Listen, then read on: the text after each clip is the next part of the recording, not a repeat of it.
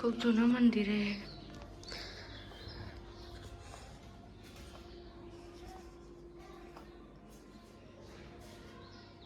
पिंगलेश्वर महादेव नेमावर मधलं. सिद्धेश्वर मंदिराच्या दर्शनापासून सुरू करूया आजचा दिवस. मारुती मंदिर आहे.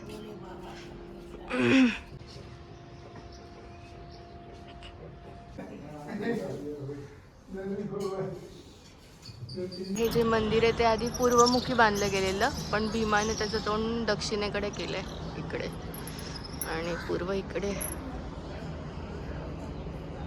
परशुराम महादेव.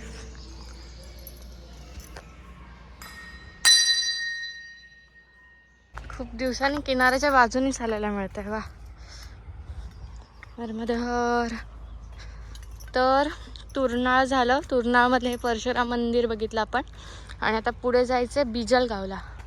म्हणजे दुपारचं भोजन आणि थोडासा आराम तिकडेच होणार आहे. नर्मदेहर.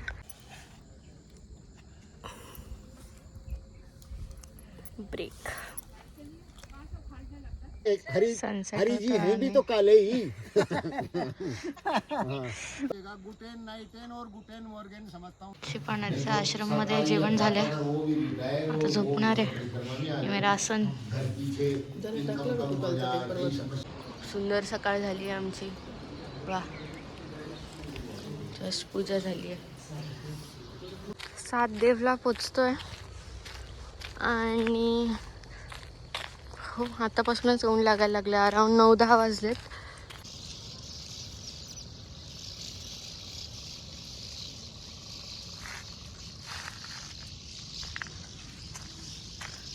पाताळेश्वर महादेवला पोचलोय.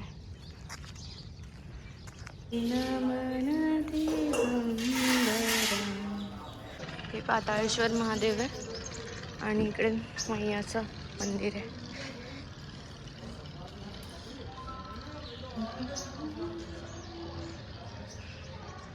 फोकस.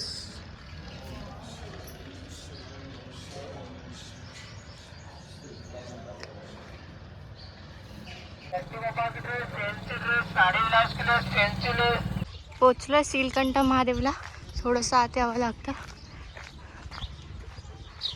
सीलकंठ महादेवाचं मंदिर आहे इकडे, आणि ते बाजूलाच मैया नर्मद.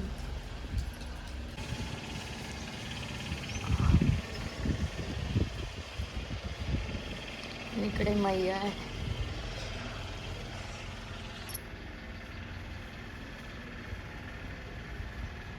दुपारचा प्रवास सुरू झाला आणि आम्ही चाललोय सीलकंठवरून नीलकंठला. आणि एवढा पूर्ण पोर्शन फक्त धूळ धूळ आहे. महिला से शादी की थी तो हिडिंबा, तो उनके घटोत्कच नाम से पुत्र हुआ और घटोत्कच के पुत्र हुआ. बर्बरिक म्हणत होते त्याला. हां, जब महाभारत युद्ध की घोषणा हो गई, युद्ध लड़ा जा रहा है, तो धर्म युद्ध में पहले नियम था कि वीर बुलाए नहीं जाते थे, स्वयं आते थे. अच्छा और अपना पक्ष चुनते थे. अच्छा लड़ने के लिए. अच्छा अच्छा उनको छूट होती थी कि आप किस पक्ष से वो युद्ध लड़ेंगे. अच्छा. उस पक्ष से वो युद्ध लड़ते थे. तो जब युद्ध की चारों तरफ चर्चा हुई, सूचनाएं भेजी जाती थी कि धर्म युद्ध हो रहा है, इसमें भाग लेने वाले वीर भाग ले सकते हैं. तो जो है, अब खाटू नगरी के भी ये राजकुमार थे अच्छा. तो अपनी माता से इच्छा जताई. तो ये भीम के पुत्र थे. भीम के पौत्र थे. घटोत्कच के पुत्र. घटोत्कचचा मुलगा. महाभारत का एक मुख्य वीर था घटोत्कच. उसके लिए कर्ण को ब्रह्मास्त्र प्रयोग करना पड़ा जो अर्जुन के लिए रखा हुआ था. अगर ब्रह्मास्त्र का प्रयोग घटोत्कच पर नहीं किया जाता तो उससे अर्जुन मारा जाता. तो घटोत्कच पर प्रयोग किया गया, उससे अर्जुन बचा. अब ये बर्बरीक जो है युद्ध के लिए अपने माता से बोला कि मैं भी युद्ध में शामिल होना चाहता हूँ. बोले ठीक है, पर बेटा किसकी तरफ से लड़ेगा? बोले माँ किसकी तरफ से लड़ूँ ये बताओ. बोले अभी बच्चा है, युवा है, तो ये पता नहीं भाई किसकी तरफ से लड़े. तो माँ ने कह दिया सही जी की पांडव 5 ही हैं, कमजोर वही रहेंगे. तो वही हारेंगे शायद। तो बोले कि बेटा जो हार रहे हो ना उनकी तरफ से लड़ना था। म्हणजे ज्याची हार होऊन राहिली हाँ त्याच्याकडून तू जाय. हाँ, तो उनसे उनके साथ तुम लड़ना, उनके पक्ष में नहीं। तो पांडवों को थोड़ी हेल्प भी मिलेगी, वो धर्म पर है। माँ ने ये सोच करके कह दिया, वो चले गए युद्ध में। हार माता. तुम्हाला पण देते. भगवान जो है सब वीरों की जांच कर रहे थे, सबको शामिल कर रहे थे, कौन किधर से लड़ना चाह रहा है कौन क्या। तो ये पहुँचे वहाँ, तो इनकी भी जो था ली भगवान ने। ये आप कहाँ से आए हैं? तो बताया मैं खटवा नगरी से आया हूँ, और किस उद्देश्य से आया हूँ, युद्ध लड़ने आया हूँ मैं भी। बोले आप किस पक्ष के साथ रहेंगे? मैं हारने वाला पक्ष होगा उसके साथ रहूँगा। प्रश्न पूछा कि ऐसी क्या योग्यता है इसके पास कि ये हार वाले पक्ष के साथ युद्ध लड़ने की इच्छा कर रहा है? तो बोले भाई कुछ दिखाओ अपना, क्या क्या सामान है, किस तरह युद्ध लड़ोगे, क्या है तुम्हारे पास? तो दिखाए, बोले जी मेरे पास ज़्यादा कुछ नहीं है, सिर्फ 3 बाण हैं।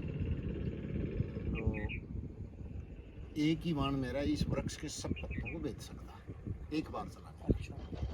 वृक्ष हे सगळे पानं एका बाणात मी मारू शकतो. पीपल का वृक्ष था। तो भगवान ने कहा बोले ठीक है। तो बोले देखें चलाओ बाण। तो एक पत्ता तोड़ करके भगवान ने पैर के नीचे रख लिया था। अच्छा। अकेले। तो उन्हें चलाया बाण, और जो है सब पत्तों को बेचते हुए भगवान के पैर की तरफ वो बाण आया। उन्हें पैर उठाया और देखा ये तो पूरा युद्ध का मामला ही बदल देगा। ये तो जो है पूरा ही जो है उधर कौरव हार रहे होंगे, ये उनके पक्ष में हो जाएगा। तो ये तो उधर बदल देगा मामला। तो फिर भगवान ने कहा कि यार एक ऐसे वीर की जरूरत थी, तुम जो युद्ध लड़ने में ही आगे हो, या कोई दान पुण्य भी कर सकते हो, कुछ दान भी कर सकते हो? हाँ कर सकते हैं प्रभु, युद्ध का मामला है, धर्म युद्ध लड़ा जा रहा है, इसमें अगर किसी चीज़ की दान की जरूरत हुई और वो मेरे पास है तो दान भी कर देंगे। तो बोले देवी की पूजा के लिए एक वीर का सिर चाहिए, शीश चाहिए। तो बोले ठीक है, ये तो कोई प्रॉब्लम नहीं, मेरे पास है सिर, मैं दे सकता हूँ। तो बोले ठीक है, वो सिर तो हमने बाण से अपने गर्दन काट दिया। अब जो है भगवान ने कहा कि तुमने जो है बहुत महादान किया है, जो कि कोई नहीं कर सकता। कलयुग में तुम मेरे नाम से पूजोगे, श्याम नाम से, और तुम्हारे पास पूरे पावर रहेंगे। जो पावर मेरे पास है, जो भगवान के पास है, वो सारे पावर तुम्हारे पास रहेंगे। ये वरदान दे दिया। अब जो है अंतिम इच्छा पूछी कि कोई आपकी अंतिम इच्छा हो तो बताइए। बोले मैं ये युद्ध देखना चाहता था, तो वो उससे वंचित रह गया। बोले नहीं, अभी भी देख सकते हो, ये तो सबके दिखाने में या उनके दिखाने में है मृत्यु और जीवन, ये तो सब तुम मरे थोड़ी हो, ये तो खाली ये आवरण बदला गया। तो उस सिर को जो है, शीश को एक पहाड़ी पर रख दिया। अच्छा। वो पूरी शक्तियाँ दे दी कि तुम आराम से देखो। युद्ध देखा। युद्ध समाप्त होने पर जब पांडवों को थोड़ा गर्व अहम हो गया ना, उधर तो युधिष्ठिर तो सोचे कि मेरी धर्म की नीतियों के कारण युद्ध जीता गया। अर्जुन सोचे कि मैं धनुर्धर हूँ, सबसे बड़ा योद्धा हूँ, मैं था तब युद्ध जीता गया, नहीं इनके पास तो है ही क्या। भीम ने देखा कि मेरे जैसा शक्तिशाली कोई नहीं है, तो युद्ध मेरे कारण जीता गया। छोटे वालों ने भी सोचा कि हमने जो बुद्धिमत्ता लगाई उससे युद्ध जीता गया है ऐसे। तो आपस में थोड़ा तू मैं लड़ने झगड़ने भाइयों में होता है ना, भाई बच्चों टाइप में, वैसे कि नहीं तुमने कुछ नहीं किया, मैंने ज़्यादा किया है। तो भगवान के पास गए, बोले प्रभु ये बता दीजिए कि युद्ध किसने जीता, हम में से किसके कारण जीता गया। तो भगवान बोले यार बोले ये भी मैं भी नहीं बता सकता, वो वहाँ पर श्याम विराजमान है, बर्बरीक जो वीर, तो उन्होंने पूरा युद्ध देखा है। अपन तो सब व्यस्त थे अपने अपने उसमें काम में, तो उन्होंने देखा, तो वो बताएंगे कि युद्ध वास्तव में जीता किसने ज़्यादा मेहनत की है। अच्छा। तो वहाँ गए, वहाँ जा कर के 2 प्रणाम किया और बोले ये पांडवों का थोड़ा ये विवाद हो गया है इनमें, तो इनको बताइए ज़रा कि युद्ध किसने जीता, किसने ज़्यादा मेहनत की। बोले प्रभु ये मच्छर तो कहीं दिख ही नहीं रहे थे। काली मैया का, दुर्गा का जो खप्पर, जो वो खून से खप्पर भर भर के पी रही थी, और एक सुदर्शन चक्र वाला। फक्त दोनच दिसत होते म्हणजे बाकी काही दिसत नव्हतं बस मिळाला. 2 चीजें दिख रही थी और ये मक्खी मच्छर कहाँ थे क्या थे पता ही नहीं चला इनका तो कुछ भी। बोले ऐसे ऐसे वीर इनसे मरते क्या?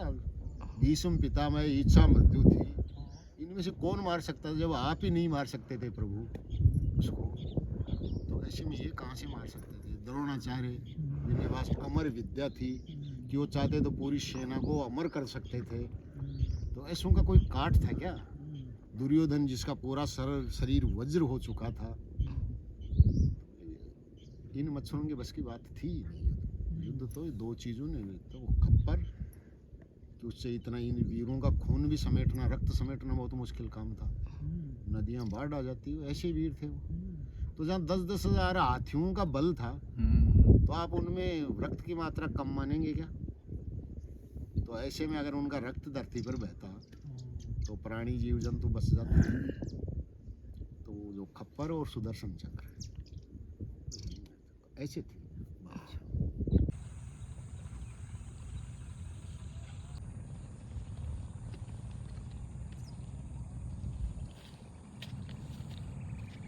किनाऱ्याचा मार्ग वा पोचतोय. मला असं वाटतं तेच नीलकंठ महादेवाचं मंदिर आहे. एक मिनी क्रॉसिंग. नर्मदे हर. नीलकंठ महादेव हा मंदिर जे आहे त्याच्या बाजूलाच हे आश्रम आहे. चलो आज का स्टे. घाटावर आलोय पूजा करायला. चलो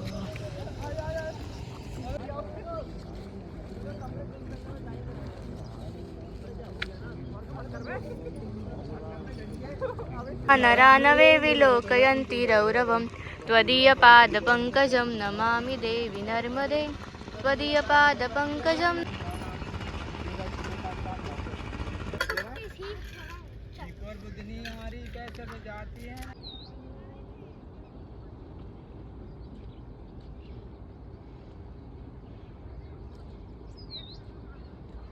आरती झाली आहे, साधना झाली आहे आणि वा कलर्स बघा सनसेटचे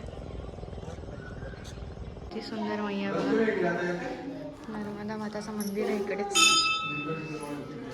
घाटावर मस्त पूजा झाली आहे आणि आजचा दिवस सुरू होतोय. नर्मदे हर.